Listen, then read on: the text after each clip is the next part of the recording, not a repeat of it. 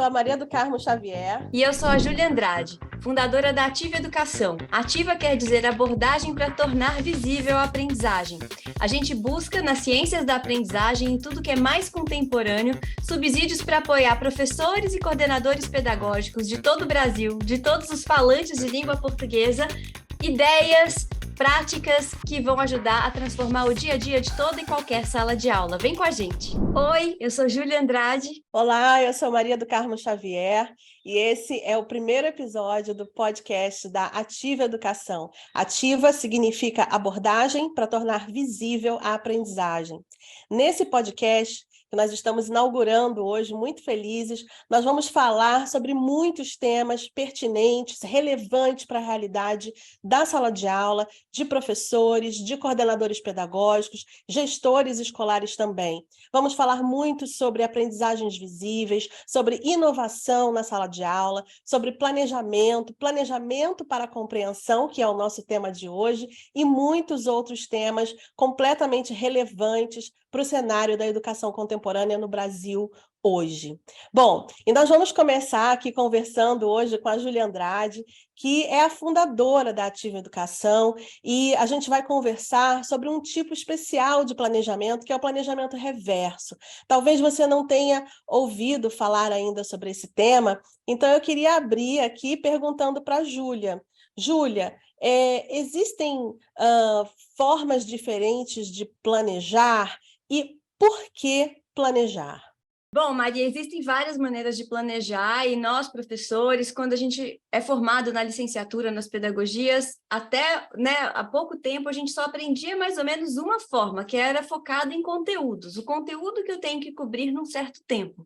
Então, uma maneira da gente planejar e pensar o que a gente vai fazer no tempo é focar nos conteúdos que a gente tem que passar para os alunos, transmitir para os alunos ou levar os alunos a conhecer. Outro modo da gente planejar é a gente pensar com base nas atividades. Então, a gente pensa em atividades chaves que a gente sabe que motivam, que engajam, que fazem pensar, e a gente distribui essas atividades no tempo, tanto atividades didático-pedagógicas quanto atividades avaliativas. Esses dois modos de planejar, pelo conteúdo e pelas atividades, não fazem o que faz o planejamento para a compreensão, ou o planejamento reverso. O que é essa proposta dos autores Grant Wiggins e Jay McTighe, que está nesse livro, depois a gente coloca o link aqui para vocês. São pesquisadores que escreveram a partir dos anos, sistematizaram essa discussão a partir dos anos 80 do século passado, de mais ou menos 1980 em diante, trabalhando muitos anos com formação de professores e com avaliação. Eles foram discutindo o que era a gente ensinar com foco na compreensão dos estudantes, ou seja, não simplesmente ensinar para que eles reproduzam informações ou que eles façam testes, mas para que eles de verdade compreendam, sair de um curso, de uma unidade curricular com estudante falando, nossa, eu aprendi uma coisa muito importante, e sendo capaz de dizer o que aprendeu e como aprendeu. Quando a gente visa a compreensão do estudante, a gente tem que mudar o jeito de olhar o ensino e, portanto, o jeito da gente planejar. Foi aí que eles sistematizaram a ideia do planejamento reverso, que é pensar em primeiro lugar no fim, por isso que é reverso, que são as compreensões essenciais que a gente quer que os estudantes alcancem ao final do processo de aprendizagem, e depois a gente pensar como a gente vai saber que está indo para o lugar certo, então ter evidências avaliativas, para só então pensar nas atividades. Então a gente não começa nem pelo conteúdo, nem pelas atividades, mas definindo o que é importante que o estudante compreenda, assimile de uma maneira profunda e singular a partir daquele estudo. Então, deixa eu ver se eu entendi, Júlia. Pelo que você está falando, existem formas diferentes de planejar, que não apenas aquela forma tradicional que a gente aprendeu lá na licenciatura. Então, aquele momento que o professor está na sala dos professores ou em casa planejando a sua aula e ele pensa, o que eu vou dar hoje? E aí ele fala, eu vou dar aula de fração. Isso, então, é planejar pelo conteúdo. Mas Exato. O planejamento reverso, ele começa pelo quê?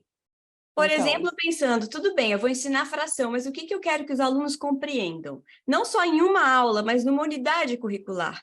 Ao final desses estudos sobre fração, eu quero que eles estejam autonomamente transferindo esse conhecimento das frações para que tipos de ações no mundo? Como é que eu vou ver essas habilidades e essa competência de pensar matematicamente em ações que ele vai ser capaz de fazer no mundo? O que ele tem que ser capaz de fazer com as frações, tanto em forma de desenho, ou em formas concretas, ou até na forma algébrica final, que vai me revelar que ele compreendeu. E que situações do dia a dia eu posso trazer para o estudante que, se ele resolver, vai me dizer que ele de verdade compreendeu fração. E que ele não só, por exemplo, aprendeu a pegar um desenho, né, da pizza repartido, sei lá, uma pizza partida em 5 pedaços, você escreve 3/5, ele aprende a pintar 3 e deixar os outros vazios. Quando ele simplesmente faz um desenho desse tipo, será que a gente está sabendo que ele compreendeu ou ele está simplesmente colorindo de uma maneira mecânica? Que outros exercícios eu faço com fração, desafios para ele dividir outras formas geométricas, por exemplo, triângulos, que é bem menos intuitivo, losangos, retângulos, como é que eu posso trazer outras formas geométricas para ele dividir em partes iguais e que tipos de problemas que eu posso trazer da vida ligados a uma receita de bolo, ligados a uma situação com dinheiro, que vai exigir o pensamento sobre frações aplicado a uma situação real. Então, eu começo a pensar que eu quero que ele compreenda as frações para usar na vida. E aí, a partir disso, eu revejo as minhas atividades para de verdade mobilizar habilidades e competências que levem a essa compreensão para a vida. Então, o meu foco está menos no conteúdo pelo conteúdo, como está na BNCC, que às vezes é muito abstrato, a gente gosta de falar, é matematiquês. Tem que estar de um jeito que, por exemplo, o professor de língua portuguesa entenda, que o professor de história entenda, de artes entenda. Por que é importante aprender frações? O que ele vai compreender a partir desse estudo? Se eu conseguir descrever o que eu espero que o estudante compreenda e todos os outros professores das outras áreas compreenderem, eu estou indo no lugar certo. Outra ideia interessante que nos indica que a gente está pensando para a compreensão, e que é um convite que os autores do ensino para a compreensão, do planejamento para a compreensão, nos convoca, que é pensar quais são as incompreensões comuns que os estudantes têm quando aprendem esse tema. Então, se a gente... claro que a gente precisa ter um domínio sobre esse conteúdo e dar esse conteúdo várias vezes para a mesma faixa etária para saber o que os estudantes normalmente erram ou compreendem de maneira equivocada sobre o assunto. Se eu consigo antecipar no meu planejamento quais são os erros comuns que o estudante comete, eu ganho mais munição pedagógica para trazer exemplos, para trazer exercícios e atividades para encorajar o estudante a rever o seu pensamento e ir mais além.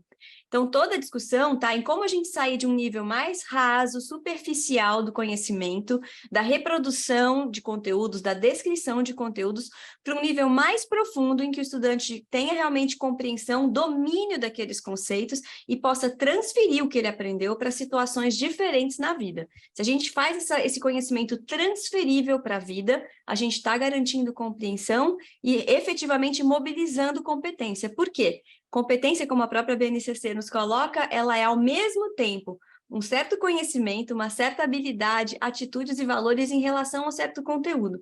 Então, em relação às frações, ele tem que ter o conhecimento sobre as frações, saber usar este conhecimento como uma habilidade para dividir um todo em partes iguais de diferentes modos, tanto em formas gráficas quanto algébricas e geométricas, e saber ter uma atitude de pensar criticamente esse assunto para transferir de uma situação a outra. Por exemplo, de uma situação de repartir pizza para dividir triângulos, losangos em partes iguais, por exemplo, num terreno, ou doces nessa forma, enfim, qualquer tipo de situação, problema que faça o estudante ter que aplicar o conhecimento que ele construiu didaticamente em sala de aula para compreender e resolver questões no mundo.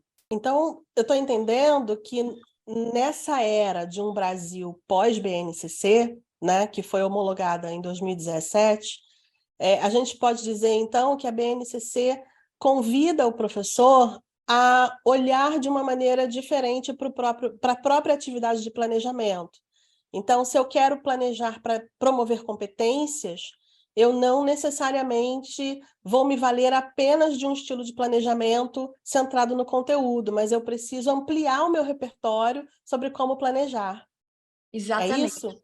Então, a BNCC nos coloca o desafio de ensinar para o desenvolvimento integral de todos e de cada um dos estudantes. Isso significa que a cada conteúdo, na matemática, nas ciências, na história, na geografia, nas artes, na educação física, a gente tem que ajudar a desenvolver intelectualmente, emocionalmente, culturalmente, em todas as dimensões. Então, a gente não vai dar uma atividade só intelectual. E, para isso, a gente não só pensa no conteúdo, mas em como a gente vai mobilizar e desenvolver atividades que permitam o estudante desenvolver a competência no tempo. Então, a gente precisa pensar não só com foco no conteúdo ou nas atividades, mas em como garantir esse caminho pedagógico para construir a compreensão. É isso. Uau, muito bom, fantástico, Júlia. Eu já estou aqui super entusiasmada e curiosa para saber o que vem por aí. No próximo episódio, a gente vai falar sobre o que é planejamento reverso na prática, quais são as etapas dele, como é que a gente planeja desse jeito. A Júlia vai explicar para a gente um pouco mais sobre isso. E se você tiver interesse em aprofundar ainda mais esse tema, a Ativa Educação tem cursos voltados para muitas áreas inovadoras na educação, na sala de aula, e uma delas é o próprio planejamento reverso. Então, acesse o nosso site, que você vai ter lá todas as informações sobre os nossos cursos de inverno, que vão acontecer agora no final do mês de julho, tá bom? Um beijo, Júlia, e a gente se encontra no próximo episódio, falando mais um pouco sobre planejamento reverso. Um beijo e até lá!